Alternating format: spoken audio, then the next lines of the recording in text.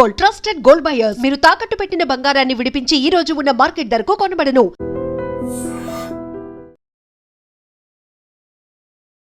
నమస్తే, welcome to iDream weekend update with కవిత.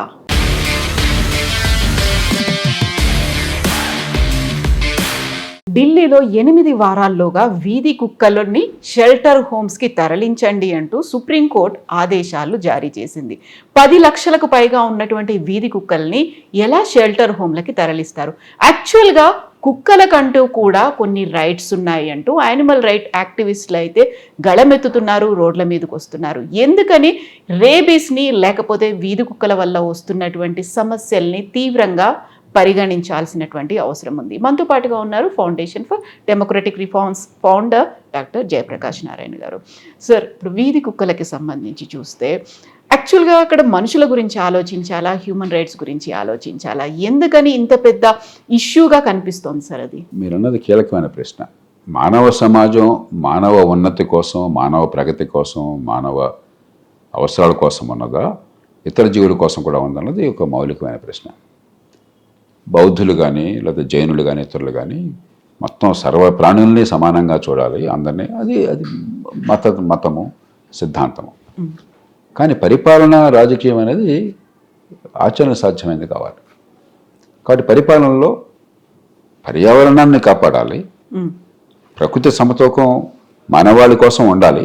ఆ విషయంలో బాగా ఏకాభిప్రాయం వస్తుంది క్రమక్రమంగా. కాబట్టి కొంతమంది తిరస్కరించేవాళ్ళున్నారు. కానీ మౌలికంగా మానవ సమాజం కోసం మనం ఉన్నాం. పర్యావరణాన్ని కాపాడడం కూడా, పర్యావరణాన్ని కాపాడకపోతే మానవ సమాజం నష్టపోతుందని అర్థమవుతోంది. కాబట్టి అంతేగాని మనిషికున్న హక్కే చెట్టుకుందని కాదు మనం మొదలెట్టేది. ఈ చెట్టు లేకపోతే, పర్యావరణాన్ని కాపాడకపోతే, మరి అదే పనిగా కాలుష్యాన్ని పెంచినట్టయితే, భూతాపం పెరిగినట్టయితే మనందరం నాశనం అయిపోతామని చెప్పాను. కాబట్టి మనకి ఇష్టమైనా లేకున్నా కూడా ఆధునిక యుగంలో మానవాళ్ళ చుట్టూ సమాజ నిర్మాణం అయింది. మన ఆధునిక పద్ధతి నిర్మాణం అయింది. యాంథ్రోపోమార్ఫిక్ వరల్డ్ అంటాం, యాంథ్రోపోసెంట్రిక్ వరల్డ్ అంటాం. మనిషి కేంద్రంగా మనిషే మార్పులు తెస్తున్నటువంటి ప్రపంచంలో మనం ఉన్నాం. ఇప్పుడు భారతదేశంలో పరిస్థితి ఏంటి? కుక్కల విషయంలో చాలామంది తెలుసో తెలీదో, రోజుకి భారతదేశంలో 100 మంది కుక్క కాటుకు బలే చనిపోతున్నారు. కుక్కటి గురవుతుందన్నమాట చెప్పలేను. రేబీస్ వ్యాధి వచ్చి, పిచ్చి కుక్క వ్యాధి, రేబీస్ అనే వైరస్ ఉన్నది. దురదృష్టం కొద్దీ ఆ వ్యాధి కనుక వచ్చినట్టయితే ప్రాణాన్ని కాపాడడం అసాధ్యం, మరణం అనివార్యం. ప్రపంచ చరిత్రలో ఆ వ్యాధి నుంచి బయటపడ్డ కేసులు 1-2 చెప్తారుగా, అవి కూడా నమ్మదగ్గవు కాదు. దాదాపు చనిపోవడం గ్యారంటీ. నేను ఒక డాక్టర్గా, హౌస్ సర్జన్గా రేబీస్తో మరణిస్తే విజయవాడ హాస్పిటల్లో, మరి మరణించాక కూడా మరణించాడని నిర్ధారణ చేయాలి కదా. ఆ స్టెథోస్కోప్ పెట్టి పల్స్ చూసి చేస్తుంటే నా గుండె లోపల పడింది. ఎక్కడో తెలియకుండా ఒంటి మీద చిన్న పుండు ఉండొచ్చు నాకు. టచ్ అవుతాయి. అతని నోటి నుంచి రావాలిగా మరొకటి నాకు టచ్ అవ్వచ్చు, నా ప్రాణం పోతుంది, ప్రాణమే పోతుంది. అంత భయంకరమైన వ్యాధి. 100 మంది రోజుకు చనిపోతున్నారు.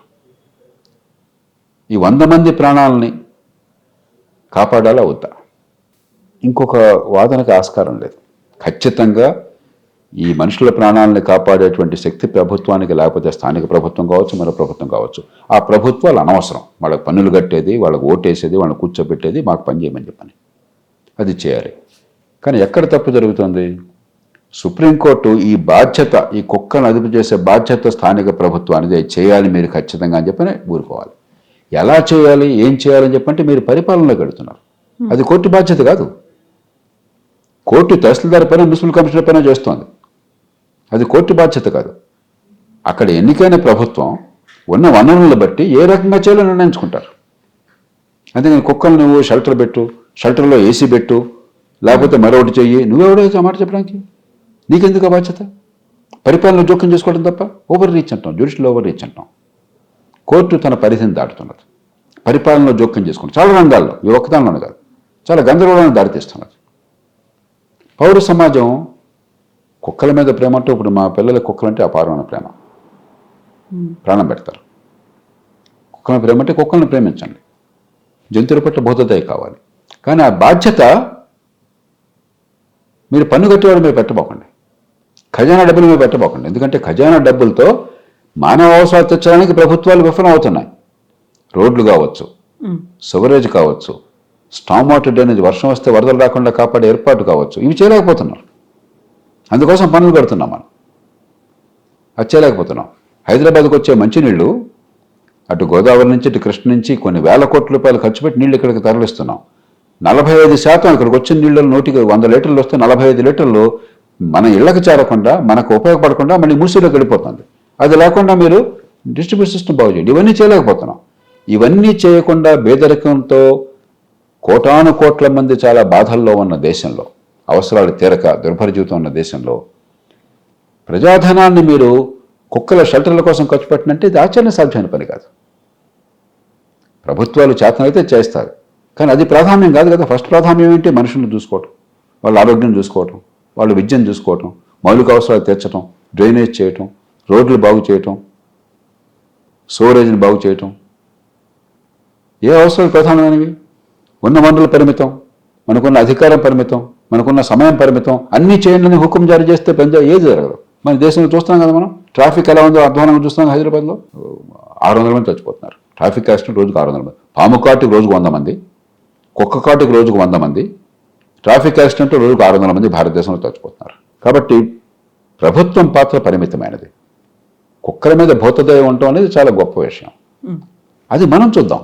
మీకు ఓపుకున్న వాళ్ళు వదాంజలి ముందుకు రండి, దానం చేయండి, మీ సమయాన్ని దానం చేయండి, డబ్బులు దానం చేయండి, స్వచ్ఛంద సంస్థ ముందుకు రండి, మీకు కొన్ని ఓపుకున్న మేరకు షెల్టర్లు కట్టండి, అక్కడ ఈ కుక్కలకు వ్యాక్సినేషన్ ఇవ్వండి, వాటిని ఆరోగ్యంగా ఉంచండి.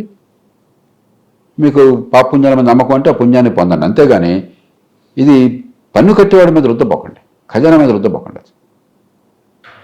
కాబట్టి అటు కోర్టులు తమ పరిధిని గుర్తిరగాలి, పౌర సమాజం తన ఆర్థిక సరైన మార్గాన్ని చూపెట్టాలి. కానీ ప్రతిదానికి ప్రభుత్వం మీద బాధ్యత పెట్టి ప్రభుత్వాలు మానవ సమాజంలో ఉన్న సమస్యను తీర్చడంలో పూర్తిగా విఫలమైపోయి దుర్భర జీవితాన్ని దారితీస్తుంటే వేరే బాధ్యతలు పెట్టి ఒక ప్రహసనానికి దారితీయదు.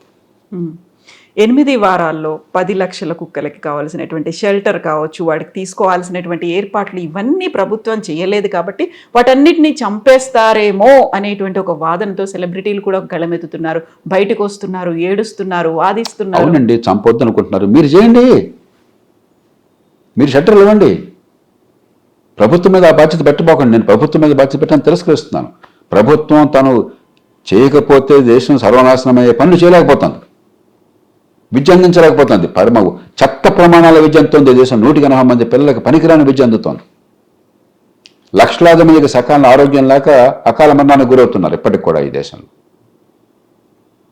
మంచినీళ్ళంతా కటకట్లాడుతున్నారు. మనందరూ కూడా ఈ బాటిల్స్ తీసుకోవాల్సి వస్తుంది. నిరుపేదలు సైతం బాటిల్స్ కొనుక్కోవాల్సి వస్తుంది మనకి ఇవాళ. మురుగునీటి పారుదల లేక జబ్బులకు గురవుతున్నాం. డ్రైన్లు మంచినీళ్ళలో కలిసి ప్రవహిస్తున్నాయి, మన ఇళ్ళకి వస్తున్నాయి. కొన్ని సందర్భాల్లో వర్షం వస్తే వరదలు వస్తున్నాయి, పార్కులు చండాలంగా ఉన్నాయి. ఇవన్నీ ప్రభుత్వాల పనులు కాదు. ఎందుకోసం కదా పనులు కడుతుంది? కాబట్టి ప్రాధాన్యాలు ఏమిటి, ప్రయారిటీలు ఏమిటి? 10 లక్షల మందికి కుక్కలకు షెల్టర్లు కట్టే శక్తి ప్రభుత్వానికి లేదు. ఆ డబ్బులు లేవు, ఆ వనరులు లేవు, ఆ శక్తి లేదు. ఈ భారం ప్రభుత్వమే పెట్టబోకండి, మీరు చేయండి ఆ పని. మీకు ప్రేమ ఉంటే జంతువుల మీద, ఆ ప్రేమ ఉంటే మంచిది, దాన్ని అభినందిస్తున్నాను.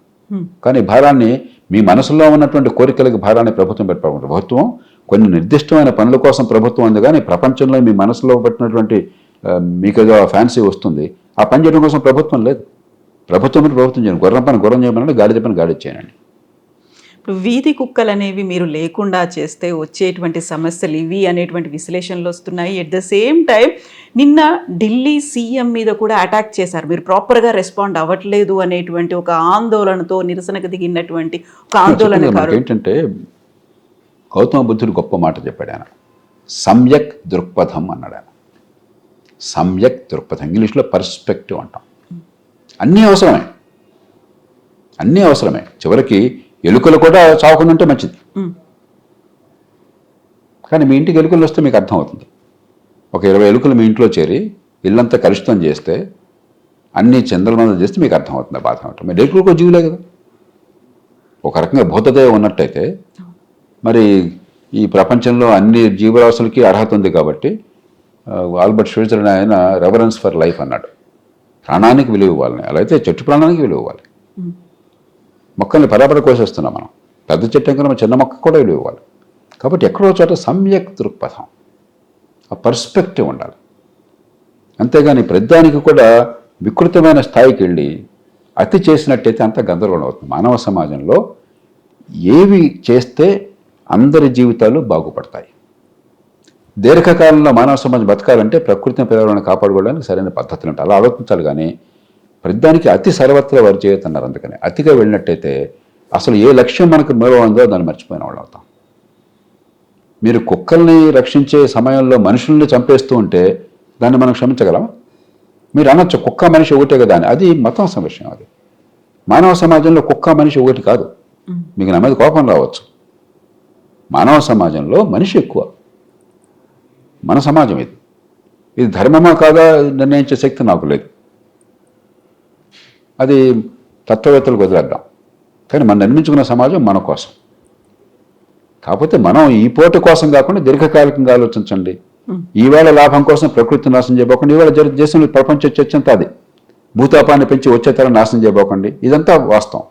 కాబట్టి వచ్చే తరం దీర్ఘకాలంలో మానవాళి మనుగడ కోసం అని చెప్పని ప్రకృతిని కాపాడుకోవటం అన్నది అది అవసరం. అది వేరు. మనకు ఫ్యాన్సిఫుల్ ఐడియాస్ వేరు. అంటే భూతతో లేదని కాదు. ఖచ్చితంగా మన చేతనంతా మనం ఈ కుక్కలను కాపాడదాం. ఈ భారాన్ని ప్రభుత్వం మీద పెట్టబోకండి. Thank you so much sir. Thank you. And don't forget to subscribe to iDream. And for more videos, Please subscribe to iDream. Please subscribe to iDream. Please subscribe iDream. And please subscribe to iDream. For more videos, subscribe to iDream. please like, share and subscribe to the channel. Congratulations, iDream. Subscribe to iDream. Subscribe to iDream. So subscribe to iDream Media. iDream team అందరికి huge congratulations. Please subscribe iDream Media. Please subscribe to iDream. Subscribe iDream. Please subscribe to iDream. iDream అంటే నా కళల ఛానల్ను subscribe చేసుకున్న నోరు తిరుగుతలేదు. మీరైతే గంట గుర్తు కొట్టండి. For more such videos, please subscribe to iDream. Subscribe to iDream. Please subscribe to iDream. Please subscribe iDream Media. Please do subscribe to iDream. Please subscribe to iDream Media. For best entertainment and information, please subscribe iDream.